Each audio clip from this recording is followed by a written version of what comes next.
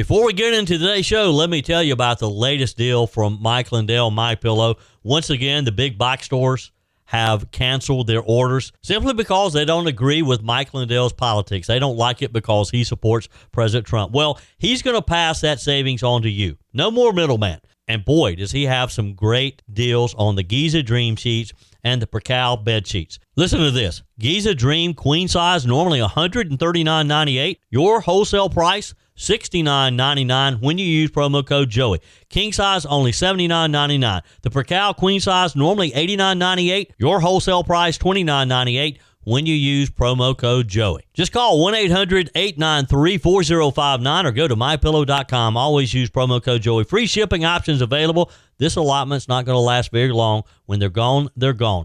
mypillow.com. Promo code Joey. Thanks for joining me in the PhD Weight Loss and Nutrition Studios. To lose weight for the last time, visit myphdweightloss.com. Welcome as we kick off another week. Glad to have you join me.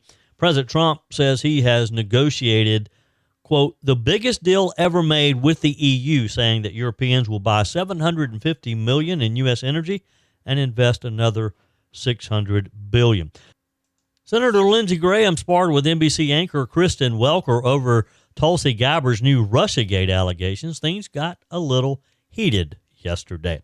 Secretary of State Marco Rubio dismissed speculation that he could be the Republican Party's 2028 presidential nominee, instead throwing his support behind Vice President JD Vance. And in other political news, South Carolina Congressman Ralph Norman added his name to the growing list of gubernatorial candidates yesterday, speaking to an estimated crowd of about 800 in Rock Hill, South Carolina. Representative Norman laid out his plan for South Carolina. We have those details for you. And some upstate South Carolina Daniel High School football players are being accused of beating one of their teammates at a football camp in early July.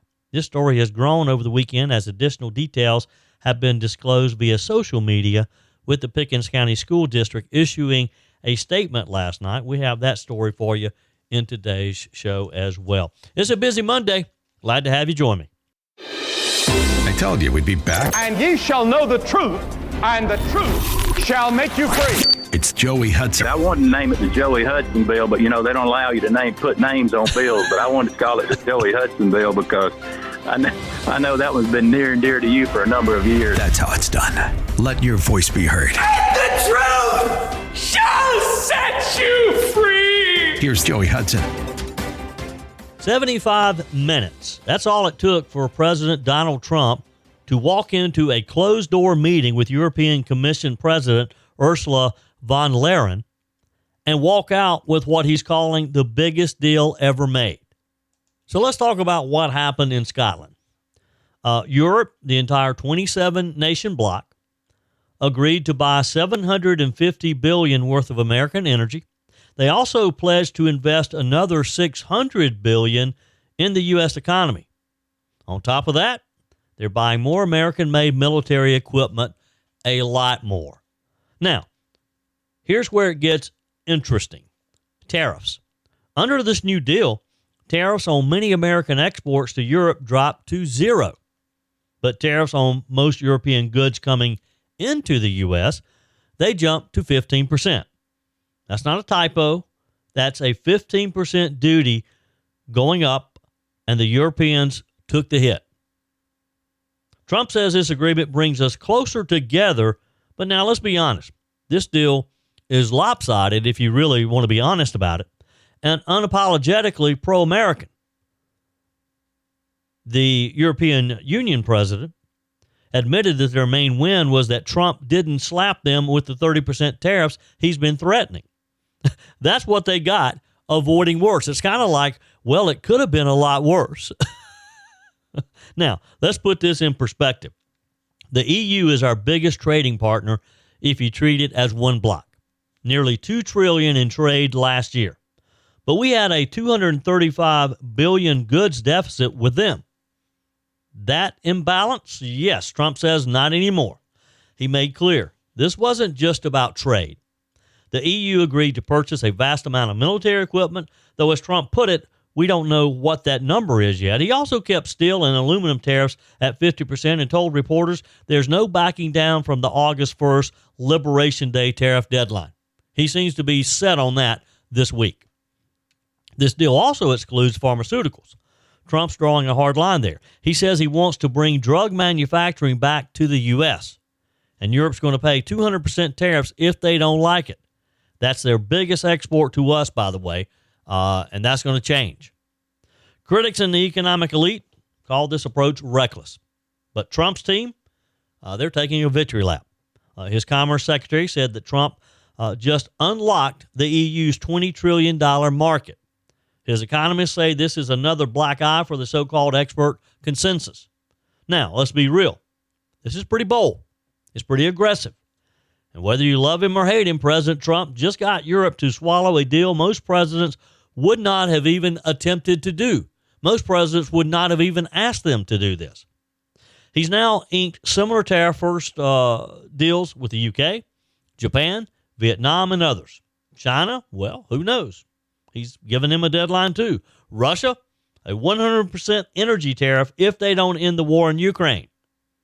Folks, this isn't your grandfather's trade policy.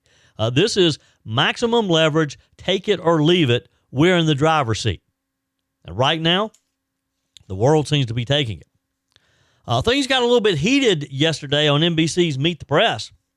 Senator Lindsey Graham squared off with host Kristen Welker over some explosive new claims out of the intelligence community that we talked about last week.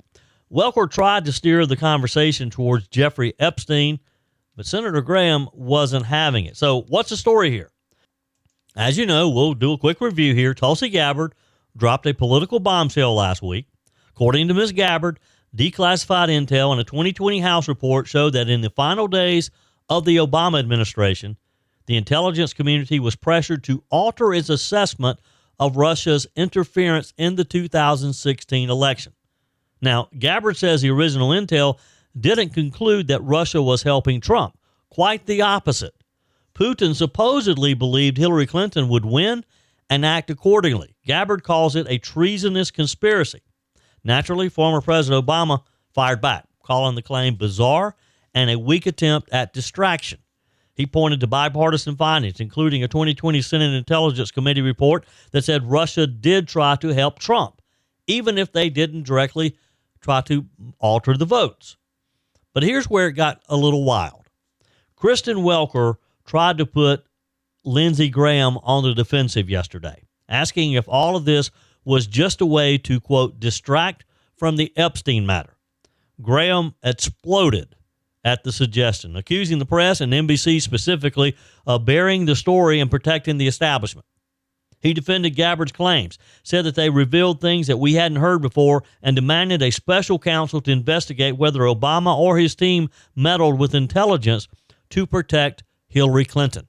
You know, former President Obama has weighed in through a spokesperson. He says that's just patently false. I actually spoke to Susan Miller, who's a former senior CIA officer who helped oversee the 2017 intelligence assessment on Russian interference.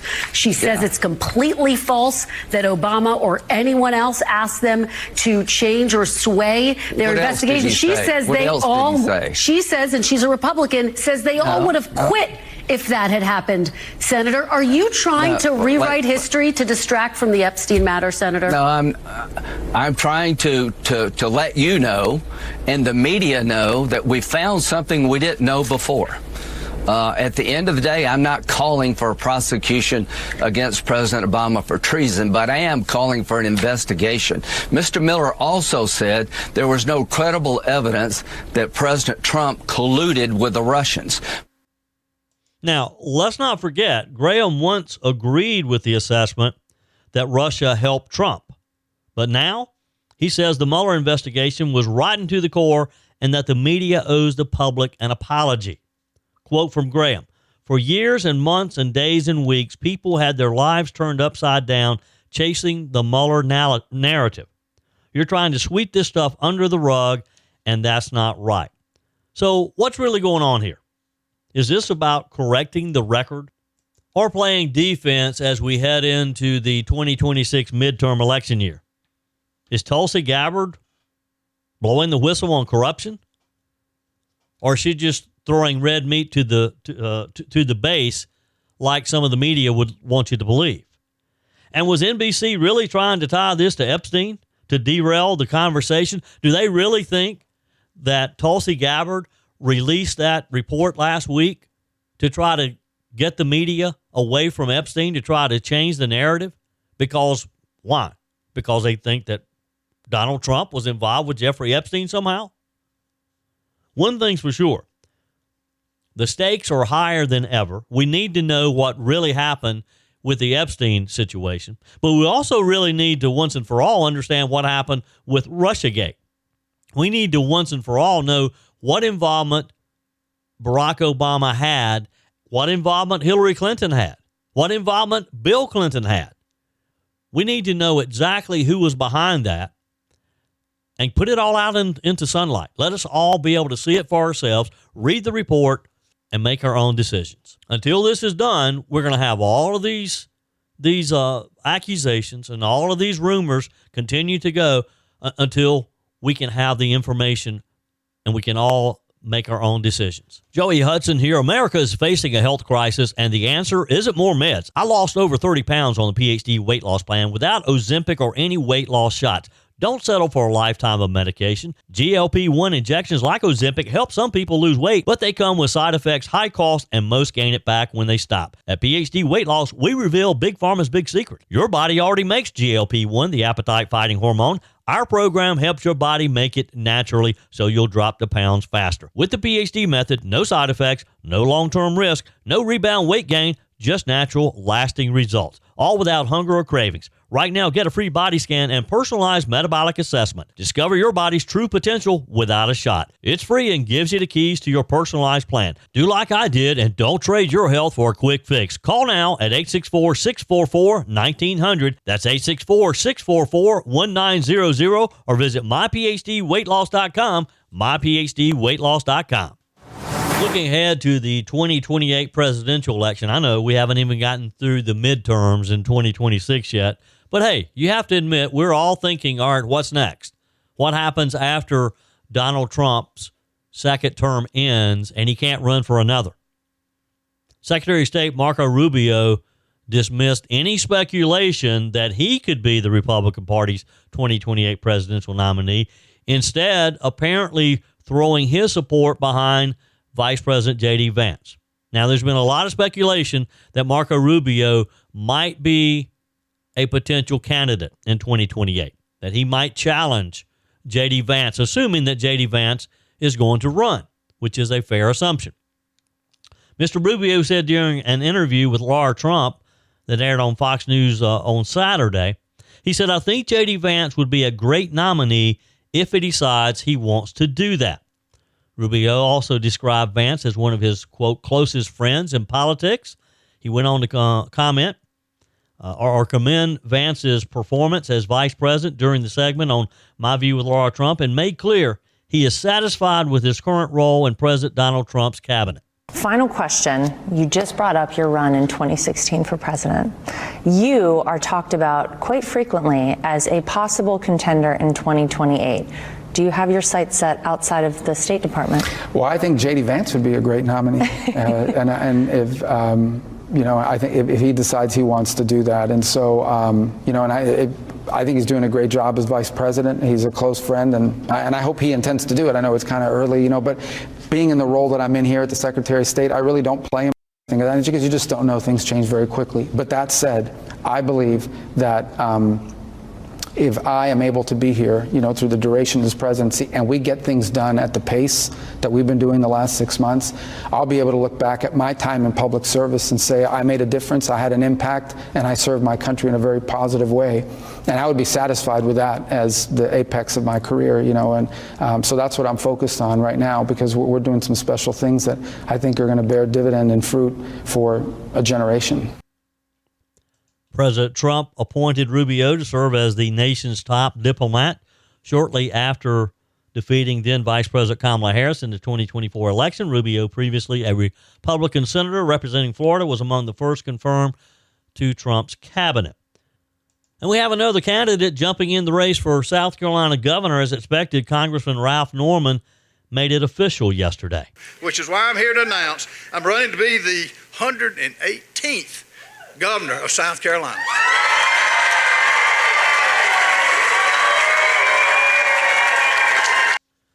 launching his campaign yesterday based on his conservative principles, his anti-establishment rhetoric over the years, and backed by a lineup of political heavy hitters. Mark Meadows was there, Nikki Haley, former Senator Jim DeMint, all jumping in to throw their support behind Ralph Norman. Reportedly, there were about 800 supporters packed into the Magnolia Room in his hometown of Rock Hill. The crowd was seen waving red signs saying term limits, which is one of the things that he's going to talk about, chanting, "We want Ralph." Norman presented himself as a businessman and a fighter who's ready to clean up Colombia, he said, and overhaul a government, he says, is bloated, inefficient, and too comfortable with the status quo. Ralph Norman, 71 years old. He represents South Carolina's 5th District and has served in Congress since 2017. He's one of the most outspoken fiscal hawks in the House Freedom Caucus and has always been outspoken with his support of Donald Trump, but he's also been outspoken at times when he just felt like that he could not support some of the things, primarily budget items, that the Trump administration was supporting at the time. Former Trump Chief of Staff Mark Meadows introduced Representative Norman. He talked about his record as a defender of economic freedom and a taxpayer superhero. He said Ralph Norman will clean up Colombia like President Trump is cleaning up D.C. Norman's launch yesterday also came with endorsements from former Governor Nikki Haley, whom he supported in the 2024 GOP presidential primary, and former U.S. Senator Jim DeMint, and a longtime conservative movement leader. DeMint said in a statement, if you looked up principled conservative in the dictionary, there would be a picture of Ralph Norman. Haley called Norman a strong conservative who never stopped challenging Colombia's establishment. She said, when Ralph Norman is governor, it will once again be a great day in South Carolina.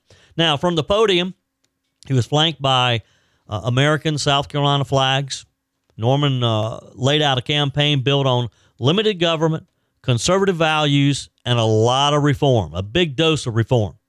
Norman said, we're going to clean up Colombia, and we're going to do it with term limits, with transparency, and with tough love. Some of the issues he talked about, again, term limits at the top of the list.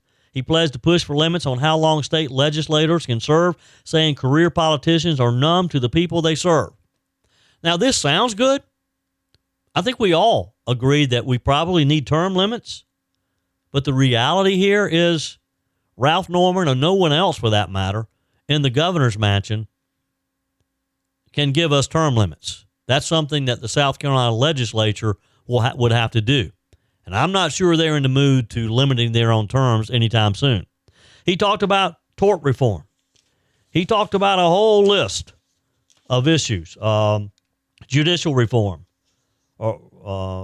He pledged to primary rhinos, Republicans in name only, and support more conservative challengers to shake up the GOP establishment. He talked about government efficiency.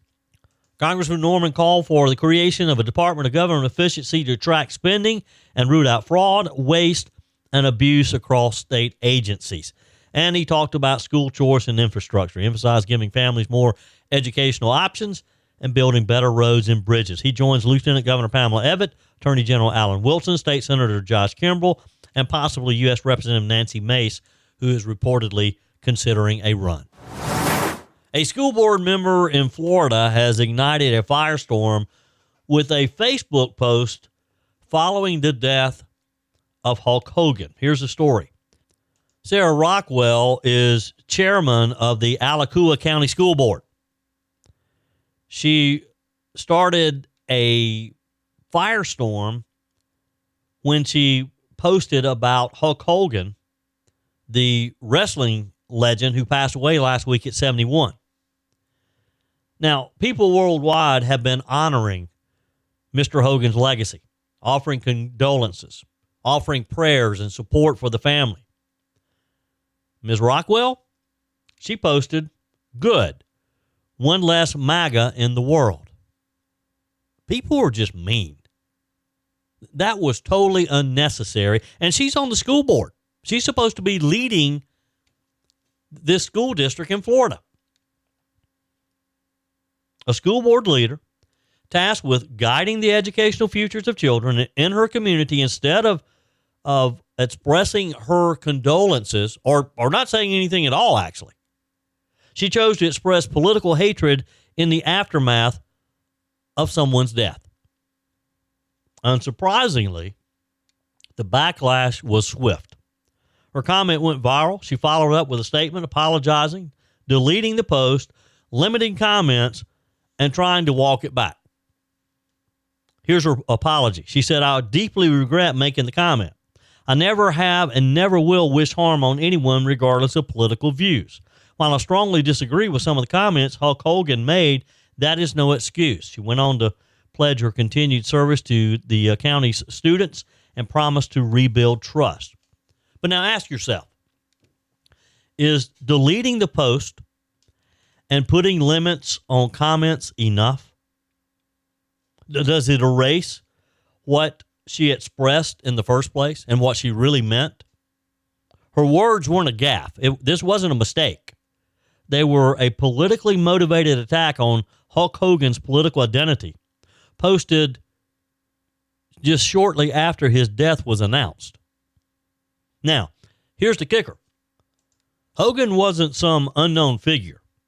He delivered a fired-up, unapologetically pro-Trump speech at last year's RNC in Milwaukee.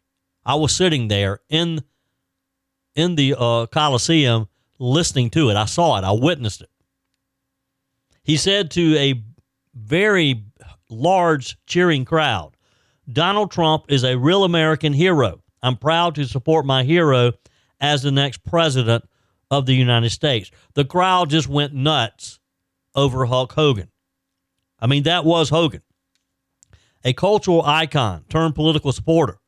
So when Rockwell wrote "One Less MAGA," she literally meant what she said, that his politics made him less deserving of respect in death.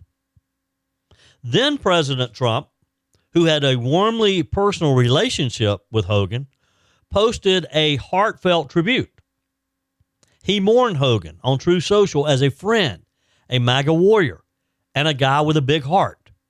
And he promoted Hogan's impact and speech as one of the highlights of the RNC, which it was. The national respect for Hulk Hogan made Ms. Rockwell's comment look even more tone-deaf, which raises broader questions. What we demand of public officials, what we expect of public officials. Teaching kids to treat one another with respect, fostering unity rather than celebrating a death. Because in public service, race, gender, creed, religion, even political affiliation are beside the point. Every student deserves respect. Every family deserves a board member who treats them with dignity. Those are the responsibilities of a person in a leadership role. The camera's on you when you're a public servant, like a school board member. And credibility isn't just measured by policies or board motions, it's measured by your character. What message does it send to students and to families when the chair of the school board expresses joy at someone's death because they held opposing political views? And now she wants to just delete the post and pretend she didn't say it? Now, there's been no indication of formal consequences. No recall effort, no censure vote yet. But the question remains, should there be? Should someone surviving decades of service be able to get by with just an apology and taking the post down? At the end of the day, what does the county school board chair's comments say about the kind of leadership expected in our classrooms and our communities? What kind of tone will students absorb from a person shaping policy for their education? In a democracy, we all know disagreement's healthy, even necessary. But saying good riddance because of a political label, that's not leadership. That's partisanship weaponized in the wrong moment, setting a terrible example for the children that she's supposed to be serving. We'll see if Rockwell's promise to put our children in schools first translates into action that will rebuild that trust that she talked about. But make no mistake, this controversy isn't something that vanishes once the post is deleted. It will linger. Educators, parents, and neighbors are watching. But this type of hatred and vitriol is just a preview of the hatred that we're seeing in our country right now. And unfortunately, in some areas, things have turned violent. People are just attacking one another, literally. Have you seen the video circulating from Cincinnati? I wish this next story wasn't real, but unfortunately it is. It's the kind of thing that sticks with you long after the headlines move on, and it happened right here in America in downtown Cincinnati. So here's what happened. Over the weekend, just blocks from the Cincinnati Music Festival, a disturbing video started circulating. If you've seen it, you know exactly what I'm talking about. It's been circulated on X, on Facebook, and social media in general. A group of individuals ambushed a white man, sucker punched him from behind, then proceeded to beat him into the pavement. Now, this group of individuals were black. They kicked him, they stomped him, they hit him while he was already down, and they kept kicking him. And the worst part, nobody stepped in. You saw a whole crowd of people gathering around him with their cell phones taping the whole thing. Nobody tried to stop it. They just stood there with their phones and recorded it. Now, as if this wasn't enough, a white woman, and I don't know if she was related in some way or what, but she steps in trying to help him. She too was attacked. She got hit so hard that she went down head first to the pavement. You could see her head hit the pavement, and she was lying there unconscious on the street, blood visibly coming out of her mouth. And again, not one person stepped up. Just more bystanders watching, filming, and literally laughing. Bunch of thugs. Now, let me be clear. This wasn't a fight. This was not a misunderstanding. This was a pack of people targeting someone and unloading on them with zero regard for human life. Now, police say this wasn't connected to the festival itself. Apparently, it started after a verbal exchange, but they're still piecing things together. Was it racially motivated? Was it random? Again, that's under investigation. But violence is violence, no matter what. And what we saw in that video was just disgusting. Downright disgusting. It just makes you angry when you see a group of thugs, and they were thugs, beating this poor man, and then when this woman's trying to help him, they slam her to the ground. Cincinnati Police Chief Terry Thiege issued a strong statement condemning the attack. She said what we're all thinking, that this kind of behavior is cruel, unacceptable, and inexcusable. She's asking the public to help identify those involved. She's asking you to call Crime Stoppers. Now, you can watch the video, and a lot of these people who are involved, you can clearly see them. So I hope they will spend the time and actually start identifying these thugs and take them off the street. And I'll say this. The president of the police union hit the nail on the head. He said what's equally disgusting is the crowd of people who stood there watching, not calling for help, not stepping in, just filming it as if this was some kind of twisted sideshow. I mean, we have to ask ourselves, when did we become spectators instead of citizens? When did recording someone's trauma become more important than trying to step in and stopping it?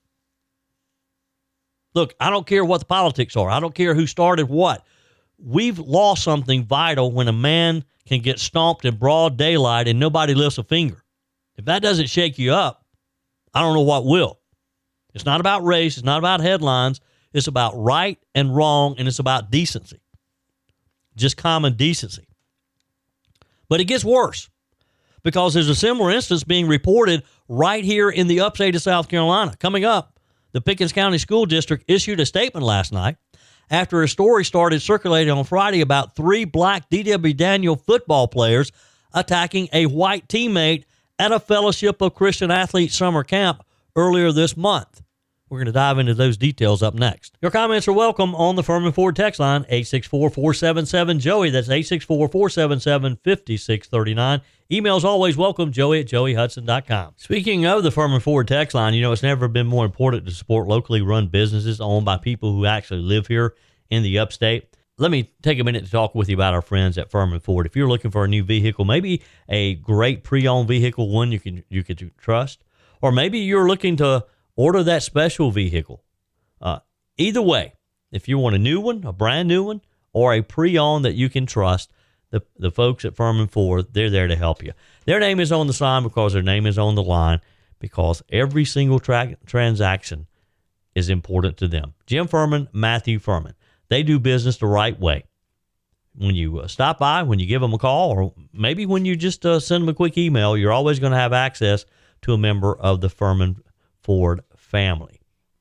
And by the way, they also offer great service, and you're not going to have to wait weeks and weeks to get it done. And you do not have had to purchase your vehicle at Furman Ford. Doesn't even have to be a Ford. They service all makes and models.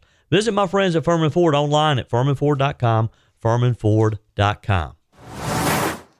A very disturbing story is developing in the upstate of South Carolina concerning the D.W. Daniel High School football team. Now, evidently, the members of the team were at the Fellowship of Christian Athletes camp, which was being held at Presbyterian College earlier in July. And things went kind of nuts. The school district of Pickens County issued a statement late last night saying the district leadership of the school district of Pickens County is aware of and investigating an altercation involving D.W. Daniel High School students during an off-campus football retreat held in Lawrence County. That's where Presbyterian is. The football retreat, though not during the school year, was a school-sponsored event, and we take matters involving student conduct at such events very seriously. We are following our own district disciplinary policies, adhering to our athletic policy based on the South Carolina High School League guidelines, and also cooperating with Lawrence County law enforcement through their legal process. They go on to say, we want to emphasize that we fully recognize the seriousness of an altercation of this nature. While we are committed to helping our students learn and grow from their mistakes, we're also ensuring that appropriate consequences are administered in line with district policy and the law. We are aware that there are multiple factors and perspectives in this situation and remain committed to a thorough and fair review of this situation, as well as an investigation of the football program as a whole. While we're committed to helping all our students learn and move forward, we do not downplay the fact that the altercation occurred. Ensuring a safe and respectful environment is a top priority, and we are addressing this matter with the seriousness it deserves, again in line with district policies and the law. Due to federal student privacy laws that protect minors, we are unable to provide specific details about the students involved or the disciplinary actions taken. Our goal is to address this matter in a manner that promotes the long-term well-being of all students. We believe in turning challenging moments into opportunities for growth, and will continue to work with families and the community to ensure what happens. Our ultimate goal is to ensure that every student can move forward, continue their education, and grow into responsible members of the community. So what prompted that lengthy explanation statement from the school district last night on a Sunday night? What prompted that is the revelation of some very disturbing videos that are now on social media. What's up, man? I gotta get in here. Oh, you can tag me up. Tag me up. Make them feel it.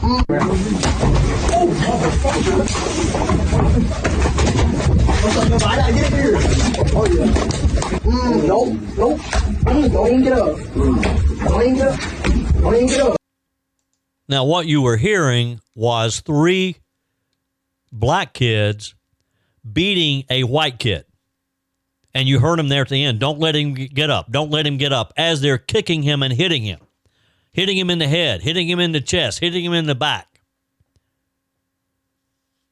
This story started developing on Friday when these videos surfaced on multiple posts on Facebook. There was a report that was filed by a officer, Tracy Jordan. It was filed July the 7th of 2025.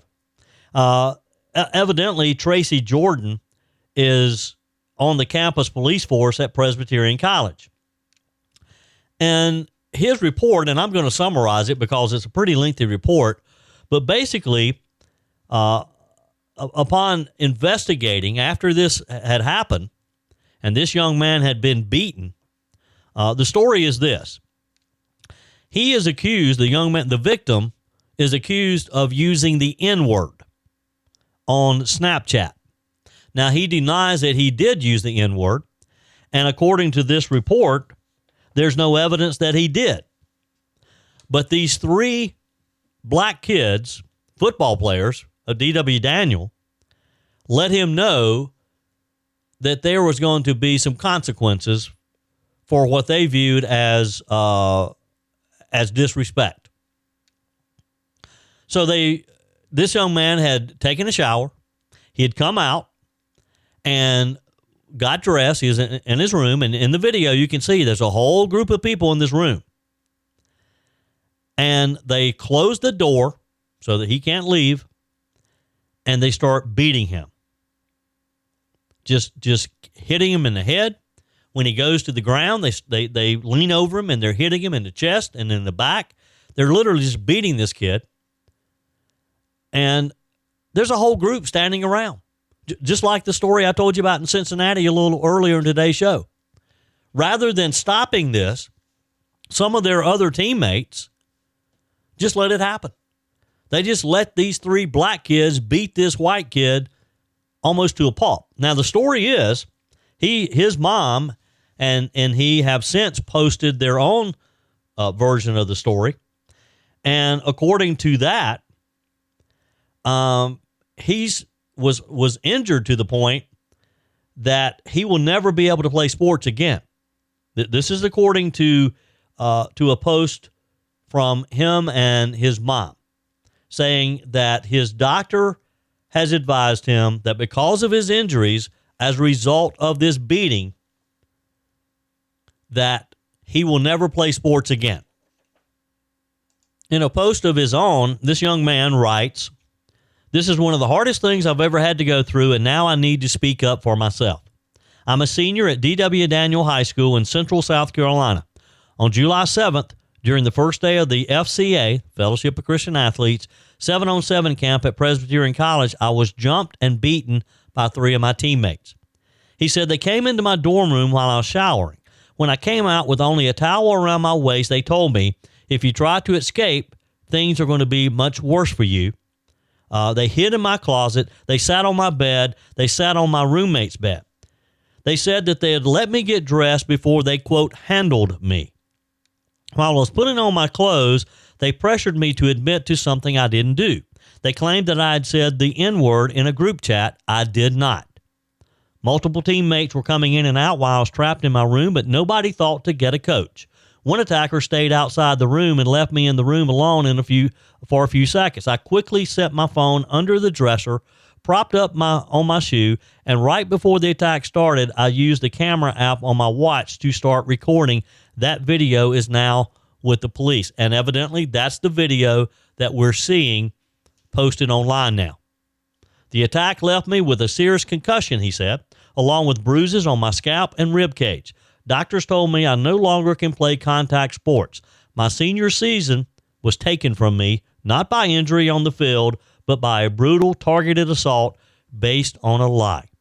He said, I pressed charges. It's a legal matter now. But even after everything, those 3 are still on the team, still playing under head coach Chris Stone, who knows exactly what happened. He was in the building along with 7 other coaches when this happened.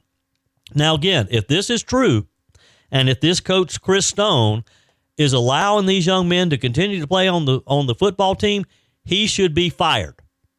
The school district of Pickens County should fire him and any of the other coaches who are trying to just brush this off. This is a serious matter. And Chris Stone, I don't know the man, He may be a good coach. He may be a good guy. But he needs to make sure that these three young men and some of the other young men in the room who let this happen, they all need to suffer the consequences, and it should start with them being kicked off of the football team. They should never play football at Daniel High School again. Coach Stone, I hope you're getting the message. You got to take action. And again, let me be clear. We don't have all the details yet. There's always multiple stories with something like this. But what we do know, and you can very clearly see on the video, that these three young men beat their teammate. That is indisputable. You can see it in the video. If you haven't seen it, go to my Facebook page. I have the whole story shared on my Facebook page. Just search for Joey Hudson on Facebook. Be sure and like and follow me while you're there. But again, this coach can't just, the rumor is that he's just kind of sweeping it under the rug because these three boys are star football players. That's no excuse. These three young men have to be taught a lesson, and they have to understand you can't beat someone. You can't assault someone. You'll go to jail if you do. And I just hope that this coach and the officials at D.W. Daniel High School and Pickens County School will take this seriously and let these young men know that there are consequences in life. I'm sure there'll be more on this story, as it's not going to go away anytime soon. That's it for today's edition of Just the Truth. Thanks for joining me in the PhD Weight Loss Studios. To lose weight for the last time, visit myphdweightloss.com. If you haven't joined my mailing list yet, visit my website, joeyhudson.com. Click on the Connect with Joey button so that you can receive our emails and the most up-to-date news. Also, join me on my YouTube channel. Be sure and like, comment, and subscribe. Just search for Joey Hudson. As always, thanks for spending a few minutes of your day with me. Do me a favor and forward this episode to a few friends. Just click on the share button and send to your contacts. We need to build an army of conservatives to win our country back, and we can do that by continuing to share the truth with our friends and family. Keep those comments coming via the Furman Ford text line, 864-477-JOEY. Email to joey@joeyhudson.com, and I love your messages on the MyPillow message line. Again, that's 864-477-JOEY, 864-477-5639. Be sure and take advantage of the MyPillow special, just $14.88 on the standard MyPillows when you use promo code Joey. Order online at mypillow.com or call 800-893-4053. We're back again tomorrow and hope you'll plan to join us. Until then, remember, God's got this. He's still in control.